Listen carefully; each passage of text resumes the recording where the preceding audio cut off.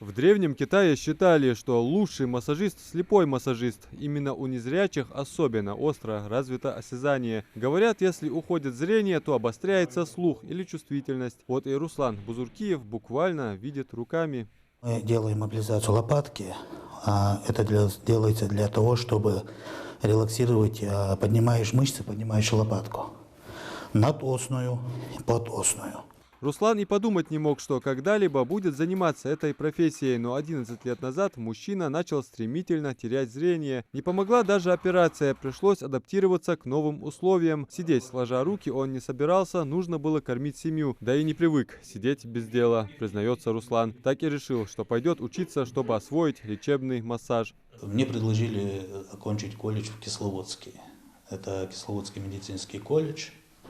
Чисто этот колледж для слабовидящих людей. Ну, пошел, поступил. Первоначально, конечно, было трудно. Медицина сложно, трудно. Но по воле Всевышнего Аллаха окончил с диплом с отличием. Там очень много взял знаний и по классическому массажу, и по рефлекторно-сегментарному массажу, по соединительно-тканному массажу. Начинал Руслан работать еще в Кисловодске, а 3 года назад решил устроиться в Ингушетии. С тех самых пор он принимает взрослых пациентов здесь, в дневном стационаре ИРКБ. Водила я сюда ребенка. Сейчас пришла записываться на повторный курс. Нам он очень помог. Как вы знаете, школьники не держат осанку, и в связи с этим у них часто бывает сколиоз, который влияет не только на общее строение, но и отражается на работе внутренних органов. И поэтому очень важно своевременно выявить эту проблему. К слову, лечит он не только взрослых, но и младенцев. Для него это невероятное счастье, когда малыш после его сеансов начинает ходить и сидеть. И ты сам видишь результат свой.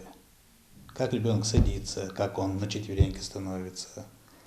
Как первый раз уже, как это ребенок, матеря, вот родители бывают отчаянны тем, что вот ребенок, им врачи ставят диагнозы, очень такие серьезные диагнозы, что ребенок там скоро сядет. Но это все, конечно, в руках Всевышнего Аллаха. В планах у Руслана Бузуркиева не останавливаться и продолжать совершенствовать свои знания. Адам Мережков, Тамара Хашагульгова, Асхаб Белакиев, Новости 24.